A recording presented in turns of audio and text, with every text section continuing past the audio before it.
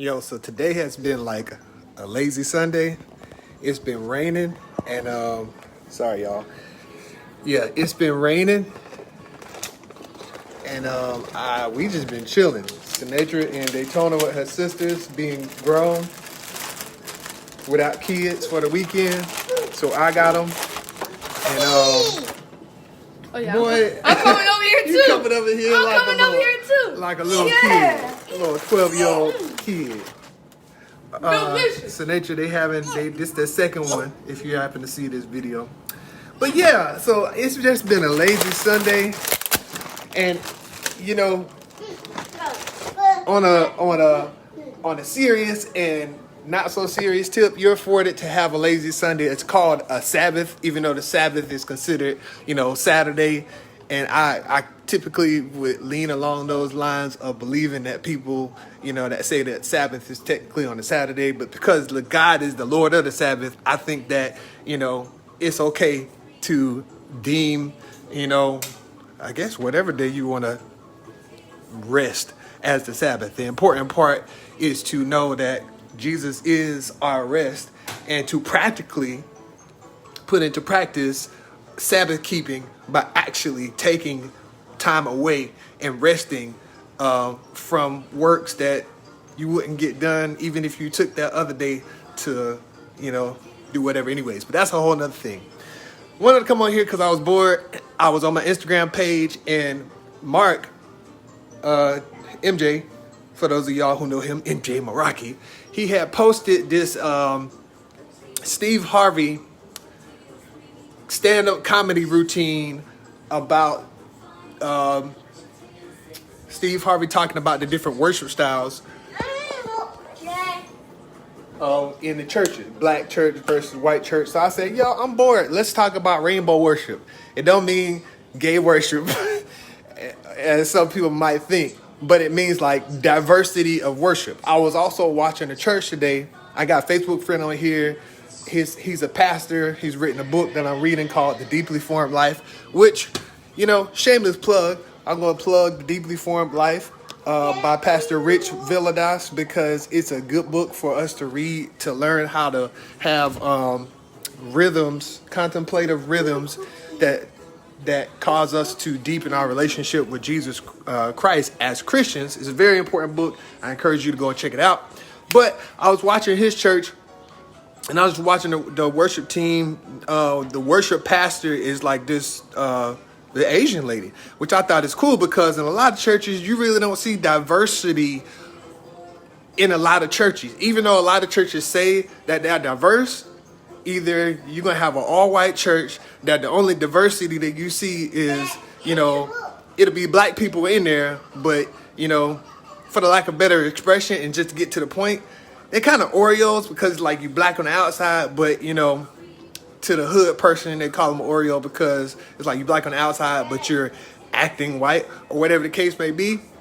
It doesn't show the diversity as far as like there being hood people in there. If you got black people in there, they're black people that pretty much have fit the mold like they do in a job or anything else. They fit the mold, and so they're in a white space. Or the only diversity that you get in the white church is the fact that, they got missions and, they're supporting Africans or any other ethnicity across the... No, I'm not picking y'all up.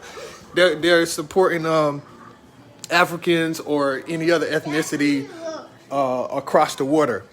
So then... Okay, let me get your milk. Y'all tripping. But anyways, so you got that. Then you got diversity or black churches that say they're diverse. And you might have the one, speck of white person here or white person there or whatever the case may be. It's kind of the same as far as white churches. When you talk about diversity there. Also, and this is going to be just all over the place because this isn't like, I guess this isn't a video that I made to be professional. So, it's whatever. So, my observation So my observation was this. I had made a quote earlier today on Facebook, and it was just like, imagine a church to where, professionals. I was thinking of music professionals because it was worship, but furthermore, just professionals, period. Imagine a church where people join because they actually like the gospel that's preached about Jesus Christ, and they don't join to exploit the church. And namely, I'm thinking about like musicians that might join to exploit the church because they want to get paid for their musicianship. And there's a whole bunch of churches that invite musicians to come, and they worship services be banging, even though the word sucks, even though the word is dead, even though there's a whole bunch of other, churches that have stuff going that they could be a part of. But most of the churches that actually have stuff going that they could be a part of and that actually preach the word and have quality people that want to speak into their life, they ain't finna trying to pay you. They're not finna try to pay you because they want you to be linked together. So that's just not the case. But then there's these churches that it's like, how in the heck do you afford to put out the pay to afford what these people are worth? So there's exploitation as far as musicians go, or there's people that have multi-level marketing businesses and they join the church because it's got people.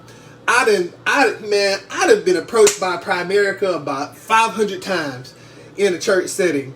So some people, they just be joining the church and it's just like they want to exploit the people because they want to, exploit the members or whatever the case may be.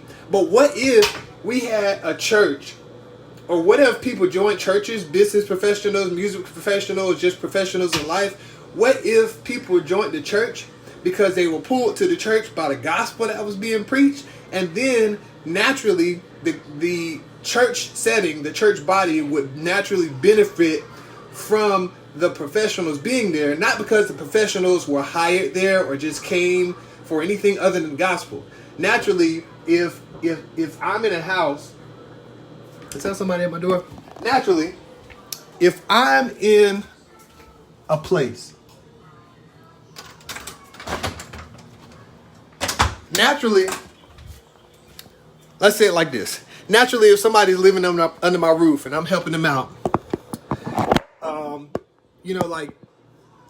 if your parents hear about it, they're going to be like, hey, they paying some money to stay there. They're paying their half the rent. Naturally, if you're a part of something, the people that's a part of something go help out in whatever way they can. So what if the people that join a church, even if they can't help out necessarily monetarily, which, sidebar, that's all pastors, that's the impression that it gives off, that's all pastors care about, is how financially people are able to contribute. But what if people joined and they were able to provide their musical expertise? And I mean excellent musical expertise. Or they were able to provide their technical expertise and all that stuff. More than money, more than being a silent contributor or investor because you make money doing something. What if people invested their gifts that they spend their 9-to-5 doing and invest that in the household of God? So that was just a thought I had on my Facebook page earlier, as far as like, what if people actually joined and engaged the church because they were actually invested or attracted to the church because of the gospel preached and not any other private agendas of the church or that person joining. But back to this whole rainbow worship thing. In short, and you can go look on my Instagram stories, I'm Epic Tillman on Instagram. If you follow me on there, Epic Tillman, at Epic Tillman. But yeah, I just feel that we could do a lot better job dealing with one another in the church.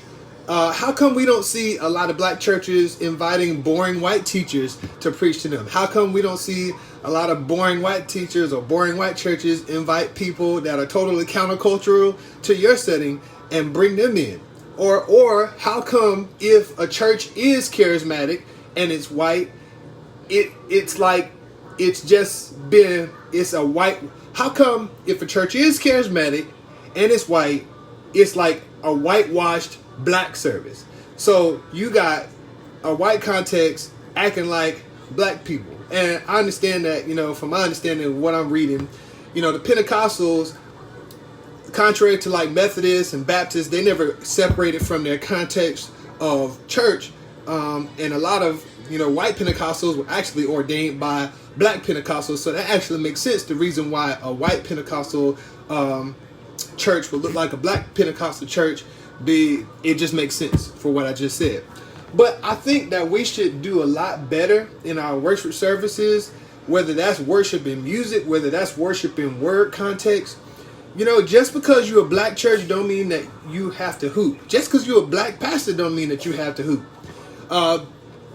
Every church doesn't have to do CCM. Just because you're a white church doesn't mean that you have to do hymns. Like, we should do a lot more cross-pollinating in churches, more than just being in these little pockets. I recently, and I did a video about it a while ago, but a couple months ago I went to a church, First Baptist of... First Baptist of downtown. It's the First Baptist church I went to because I went to support a friend that was getting baptized. Didn't wind up getting baptized there, but that's another story. But I went there and I thoroughly actually enjoyed the worship, understood the worship, even though it wasn't my necessarily type. I mean, shouting is not my type either. I'm more of like maybe a CCM deep worship kind of person, and so I was able to enjoy the hymns that were being sung because of the truth that was in those hymns. There are some things that we can just be fluid on. There just are some things that we should be able to be fluid on. I had this thought while I was listening to that other church earlier today as well. What if it happens that the worship team is excellent because of the type of people that are there, and maybe they get other opportunities to go somewhere and to move out of state or to go to another ministry or whatever. And what if the quality of the worship team comes down to where it's not at the level that it was? It should be that shouldn't stop the congregation or anything from changing. It's just the fact that, some things changed because this person moved out. So we thank God for the worship experience that we were able to have with these people here. But now that it's changed, our affection was still on God. So, our affection doesn't go down because of the dynamics of the worship that has changed. However, I believe that a worship team should do the best of their ability to be excellent just regardless. If you got 5 people on the team and 3 of them 5 people sound like crap, I'd rather you sit the 3 people down and have the 2 people up there that can do it in excellence, rather than have 5 people up there causing a whole bunch of conversation, a whole bunch of gossip, and just do it excellent. If you gotta, and Gideon taught us about this in the Word, if you gotta cut your numbers down to have an excellent result, then cut your numbers down. But in the church, it don't seem like we do that. It seems like we just, it seems like we just don't care. We're going to have the numbers, and, we're going to have the numbers because we don't want to come off as rejecting people. But shoot, if I had a ministry and I had a desired effect, I'd be like, all right, I want excellence. I don't care if that means you got to cut people down or if you got to add people, but whatever you got to do, it's going to be excellent. I think that's getting off, and I think my boredom has been met or appeased. But I just say this. I think that in the church overall, we could do better as far as being diverse and, inviting people from ministries that, you naturally wouldn't ever invite to be a part of your ministry weekend or whatever the case may be. I mean, the people that Jesus put together as far as his disciples were a motley crew. On a normal basis, them people wouldn't have never dealt with each other, but Jesus brought them together. Ain't no way in the world the church should be as segregated as it is just on the basis of the types of worship that we like to listen to or teaching styles. To me, that is whack. And yeah, it's a prayer that would change.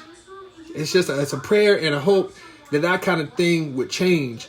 Is it possible to have like a worship experience on one Sunday that reflects the multiculturalism and multi-ethnicity experience that we want? Not necessarily, but I think that it's totally possible to cross-pollinate individually in our individual lives. Like I said, I went to a First Baptist church, had a good experience, got to take in what they had there. And, I'm black, and, I'm not necessarily jiving with, hardcore shouting music either. I'm more of a deep worship kind of, person, or I'm fluid. But we need more fluid person in the body of Christ. Ultimately, that's what I'm saying. We need more fluid people in the body of Christ when it comes to worship. And that worship covers the word type, the preaching style, everything like that. And I think that it's really on leadership overall to lead the charge in that. Invite a white pastor to your black church. Invite a black pastor to your white church. Heck, invite a Hispanic pastor. Invite, a whole bunch of ethnicities to your church. I mean, I think that the world is really beating us as far as diversity. And you know what? To sit about it and think about it, the thing is if the world is pressing diversity, if we're operating in corporate America and just the world overall where diversity is something that's being pressed upon just the population as a whole, then how is it that hard to implement diversity in the church? To me, that's kind of backwards. You always want to be picked up. Yeah, to me, that's kind of backwards. How the world can be pressing upon diversity training and integration and all this other stuff. And, the church is pretty much, the most segregated time of the week on any given basis. And we make jokes about it and everything like that. But it shouldn't be the case. You mean to tell me man does a better job of attempting to bring people together and respect diversity? He does a better job than God? I don't think so. I really don't think so. And even though I feel a certain type of way about, the LGBT community engaging in ministry as far as church goes, I believe that they should feel welcome enough to be a part. Hey, you need to stop. I believe that they should feel welcome enough to be a part of the church gathering because it's a welcome atmosphere. But I said a lot, and I'm going to go so that this won't be too long to look at. But I just felt like coming on and talking because I had seen that video on Instagram.